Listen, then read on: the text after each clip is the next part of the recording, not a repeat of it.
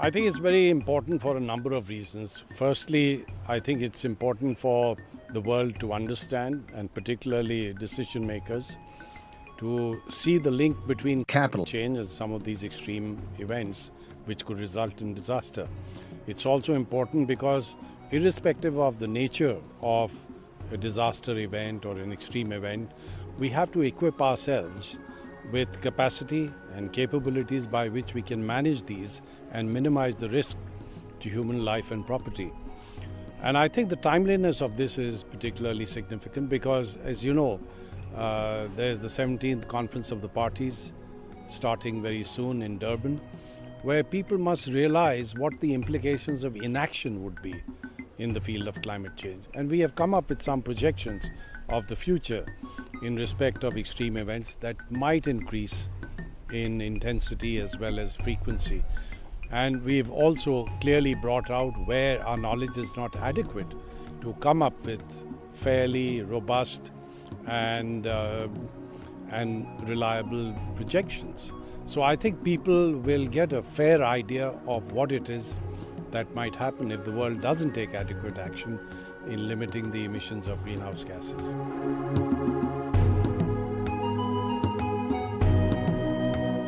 I think governments will be able to use this report in a variety of ways. Firstly, they would know the kinds of disasters that have taken place and where perhaps we have not been adequately equipped to handle them effectively. We have also clearly shown what are the requirements to be able to create adaptive capacity. So therefore, I think there's a generic benefit in a sense that governments would know how to deal with disasters of all kinds, irrespective of the reasons behind them. And secondly, I think they would also know what to do in terms of creating capacity by which they can not only handle extreme events that are taking place now and are likely to take place in the near future, but also those that may take place decades from now.